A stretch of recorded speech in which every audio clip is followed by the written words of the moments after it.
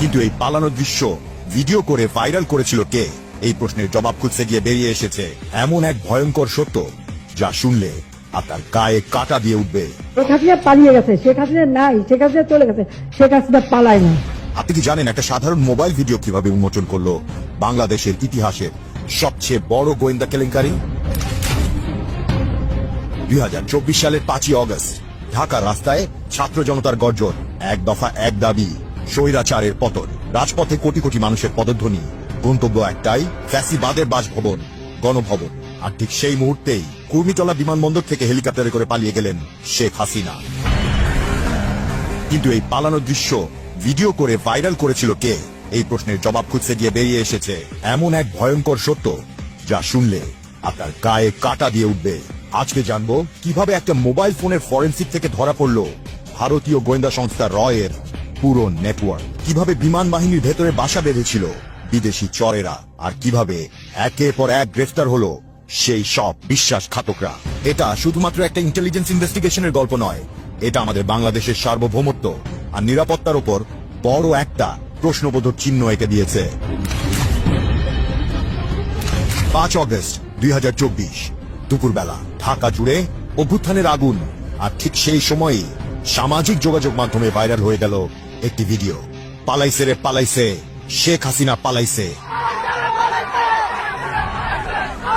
এই স্লোগানটি সেদিন সারা দেশে ছড়িয়ে পড়েছিল এই ভিডিওর কারণেই। কিন্তু প্রশ্ন হলো, ঠিক ওই মুহূর্তে কঠোর নিরাপত্তার ভেতরে শেখ হাসিনা যখন দেশ ছেড়ে পালাচ্ছে, এই ভিডিও কে করেছে?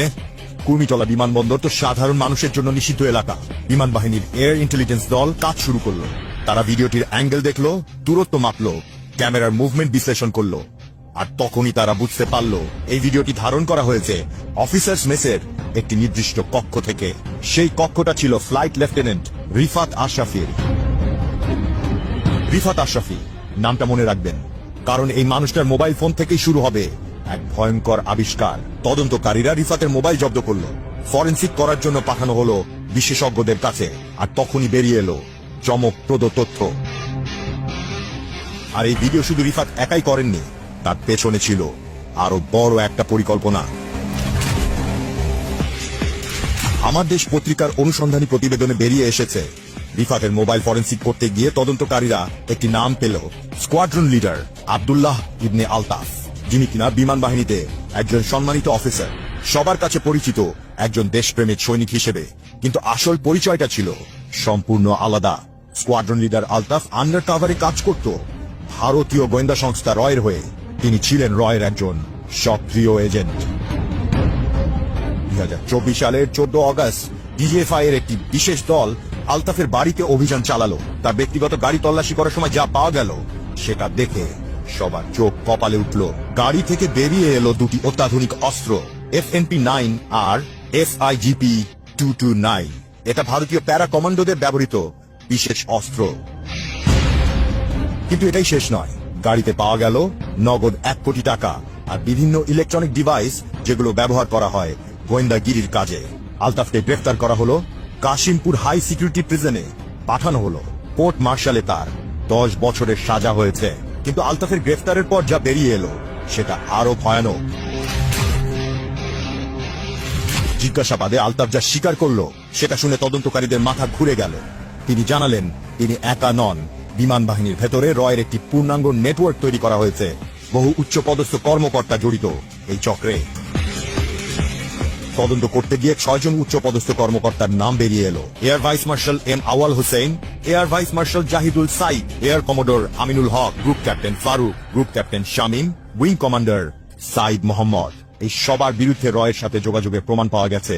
তদন্ত চলছে, সবাইকে বাধ্যতামূলক অবসরে পাঠানো হয়েছে। এখন আসি সব থেকে ইন্টারেস্টিং পার্টে, কিভাবে অফিসারদের জালে ফেলেছিল। তদন্তে জানা গেছে আলতাফ রয়ের কাছ থেকে পেয়েছিলেন একটি ব্র্যান্ড নিউ হুন্ডাই গাড়ি। শুধু তাই নয়, নিয়মিত তার কাছে নারীদের পাঠাতো, প্রভাব আর প্রলোভনে আটকে ফেলতো। এটাই হলো রর কৌশল। প্রথমে প্রলোভন দেখায়, তারপর ব্ল্যাকমেইল করে। কিন্তু এই গোয়েন্দা চক্র শুধু বিমান বাহিনীতেই সীমাবদ্ধ ছিল না। আলতাফের জিজ্ঞাসাবাদ চলতে থাকলো, আর প্রতিদিন বেরিয়ে আসতে থাকলো নতুন নতুন নাম। 4 জন পুলিশ কর্মকর্তার নাম এলো যারা রয়ের নেটওয়ার্কে জড়িত। ডেপুটি কমিশনার জসিমউদ্দিন মোল্লা, এডিসি রফিকুল ইসলাম, তানজিল আহমেদ, এটিবিএন এর এএসপি রফিকুল ইসলাম। কিন্তু সবচেয়ে বড় ধাক্কা এলো যখন আলতাফের ঘনিষ্ঠ বন্ধুর নাম বেরিয়ে এলো। ডিবির গুলশান জোনের সহকারী পুলিশ কমিশনার ইফতেখার মাহমুদ। ইফতেখারকে গোপনে গ্রেফতার করা হলো। শুরুতে ইফতেখার অস্ত্রসহ হাউস অ্যারেস্ট ছিলেন, পরে গ্রেফতার দেখানো হয়। এই তদন্তের মাধ্যমে একটি ভয়ানক সত্য বেরিয়ে এসেছে। বাংলাদেশের সামরিক কাঠামোর ভেতরে বিদেশি গোয়েন্দা সংস্থার অনুপ্রবেশ এখন আর আশঙ্কা নয়, এটা বাস্তব সত্য। এই পুরো ঘটনাটা শুধু একটা গোয়েন্দা কেলেঙ্কারি নয়, এটা বাংলাদেশের সার্বভৌমত্বের প্রশ্ন।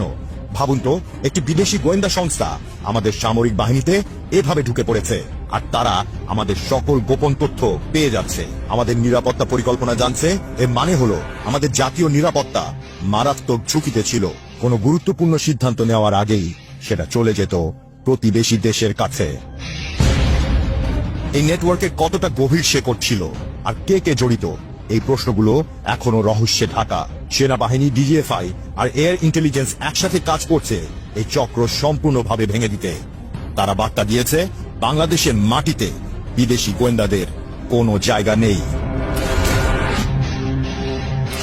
একটি মোবাইল ভিডিও, একটা ফাঁস হওয়া দৃশ্য, আর তার থেকে বেরিয়ে আসছে একটা গোয়েন্দা চক্র। এই ঘটনা আমাদের চোখে আঙ্গুল দিয়ে দেখিয়ে দিয়েছে যে আধুনিক যুগের যুদ্ধ শুধু সীমান্তে হয় না, সেটা হয় আমাদের ঘরের ভেতরেও। রয়ের এই নেটওয়ার্ক শুধু তথ্য সংগ্রহ করত না, তারা প্রভাব বিস্তারও করত, আমাদের সিদ্ধান্ত গ্রহণ করার প্রক্রিয়ায় হস্তক্ষেপ করত। এটা ছিল এক ধরনের শ্যাডো ওয়ার, যে যুদ্ধে আমরা জানতেই পারি না কে আমাদের বন্ধু আর কে শত্রু। কিন্তু এখন আমরা সতর্ক। এই চক্র ভেঙে দেওয়ার মানে শুধু অপরাধী শনাক্ত নয়, এটা আমাদের স্বাধীনতা আর নিরাপত্তার লড়াই। এই লড়াই এখনো চলছে, কারণ আমাদের দেশের ভেতরে থাকা এই ছায়া শত্রুরা আজও সক্রিয় থাকতে পারে। আজকে যে গল্পটা শুনলেন, এটা একটা সতর্কতার গল্প।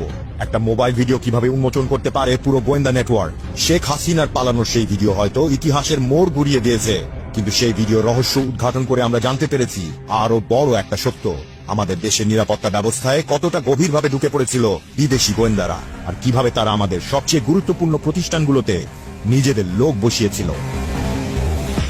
এই ঘটনা শুধু অতীতের কথা নয়, এটা ভবিষ্যতের জন্য সতর্ক বার্তা। আমাদের সবসময় সজাগ থাকতে হবে, কারণ ছায়া যুদ্ধ কখনো থামে না। ন্যায় বিচার হবে আর আমাদের দেশ এগিয়ে যাবে।